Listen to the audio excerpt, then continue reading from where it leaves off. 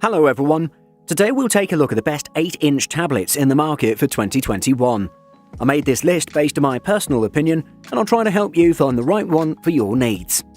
To see the most up-to-date prices and find out more information about these tablets, you can check out the links in the description below. Before we start, I have a question for you guys. Which tablet are you using right now and what is your opinion on it? Let me know in the comments. Number 5. Amazon Fire HD 8. Best for kids. Starting off, we have the Amazon Fire HD 8. The tablet has a tough little plastic body at 8 by 5.4 by 0.4 inches and 12.5 ounces, with a decent but not great 1280 by 800 189 ppi screen. This is the first generation of Amazon tablets to charge via USB-C. Although that doesn't necessarily mean speedy charging, it just means you can charge it with a cable for your recent Android phone. Some nice features in the Fire HD 8's display settings include adaptive brightness, a toggle that optimizes brightness levels according to the surrounding light, and Blue Shade, which reduces the amount of blue light on the screen. Amazon's Kids Plus service locks the tablet into an age-appropriate content mode for kids under 12, with content from Disney, Nickelodeon, Sesame Workshop, and various popular toy-related video and book franchises. The dual 2-megapixel cameras get basic video calling done, but that's about it. Expect photos in any sort of low light to be dim and indistinct, and noise and frame rates to really drop in inadequate lighting. But that's not a big deal for an inexpensive tablet. For years now, I've recommended Amazon's Fire line as my favorite affordable tablets. The current Fire HD 8 continues that legacy. Don't buy the 7-inch Fire, which has inadequate RAM. If you're getting a small Amazon tablet, the Fire HD 8 is a much better bet. Number 4. Lenovo Tab M8. Best budget tablet.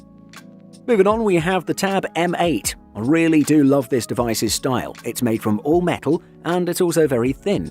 There's a camera bump on the back and there are also 2 plastic bars that help in getting the signals because it can't penetrate metal.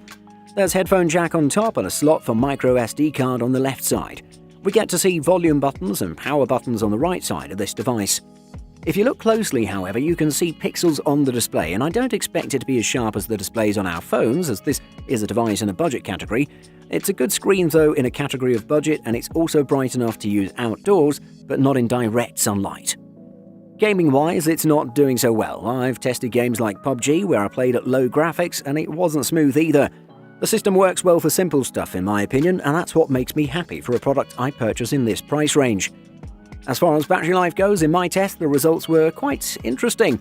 I played a video on loop at minimum brightness and I find that the battery lasted for more than 23 hours, which is really nice for a device at this price range. Number 3. Samsung Galaxy Tab A 8.4. Best for most people. Moving on, we have the A 8.4. Samsung largely gets the build quality right here. The tab is slim at 7.95 by 4.93 by 0.28 inches and light at 10.93 ounces. There are power and volume buttons on the right side, a combo micro SD and SIM card slot on the left, a regular headphone jack on top and a USB-C port and dual speakers on the bottom. The Galaxy Tab A 8.4 runs Android 9.0 on a Samsung Exynos 7904 processor with 3GB of RAM.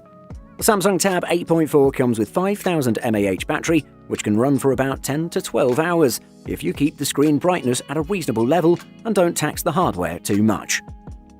Performance-wise, this device is great for web browsing and video streaming. It isn't fast though, so things won't spring to life on you as you'd expect on a more powerful device. That said, video plays back fine, it looks great on the display, and the colours do look nice on the screen. The device is great for people who are new to tablets or love simplicity. This is because it's affordable and also can moderately perform most of the functions that high-end tablets perform.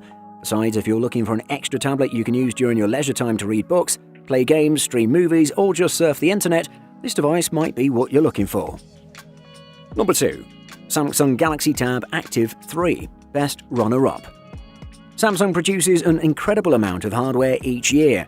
Among them is the Galaxy Tab Active 3, a rugged tablet that's aimed at B2B customers and those working in extreme environments.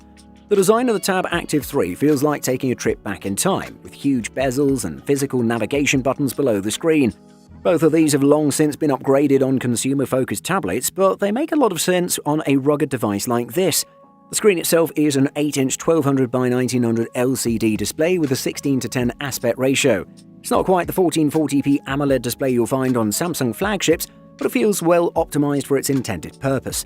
With rich, vivid colors and excellent detail, it's unlikely you'll wish Samsung invested any more in what is already a very good display. While there are a handful of Samsung-themed apps that you can't uninstall, aka bloatware, all of these are optimized for larger displays with all the navigation buttons located in the bottom half of the display. A rugged device always needs great battery life, but on paper the Tab Active 3 falls slightly short of the mark. Its 5050 mAh cell is smaller than you'll find on many tablets, but you have to remember this is just an 8-inch LCD screen and not a larger OLED panel. The Tab Active 3's industrial design, huge bezels, and physical navigation buttons make it quite unlike any other device Samsung makes, but with good reason. Number 1. Samsung Tab A7 Lite. Best for the money. The Galaxy Tab A7 Lite appears to be a tinier, lighter version of the original A7 with a smaller, lower-resolution 8.7-inch screen. In our review of the original A7, we were a little dismayed by how dim its 10-inch screen was, so it would be nice to see the A7 Lite's display hit more impressive brightness levels. The smaller A7 Lite also appears to share its predecessor's thin bezels, a nice design touch which can make the screen feel more immersive when you're using it to watch movies or play games. The Galaxy Tab A7 Lite sports an 8.7-inch screen with a resolution of 1340 by 800 pixels, which is good enough for a tablet at this price. The new Galaxy Tab A7 Lite is shipping with an as-yet unnamed octa-core processor, packing a quartet of 2.3 GHz cores and another quartet of 1.8 GHz cores. That could deliver slightly better performance than the original Tab A7, which had a similar Qualcomm SM6115 Snapdragon 662 octa-core processor with 8 cores that maxed out at just 2 GHz.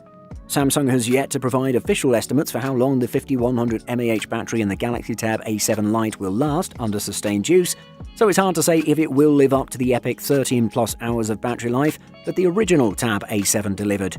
Overall, I can say that the A7 Lite is definitely one of the best 8-inch tablets in the market. Buying guide. Resolution. Most tablets are classified by resolution capacity rather than format size, and in cases of HD quality monitors, resolution can become an issue.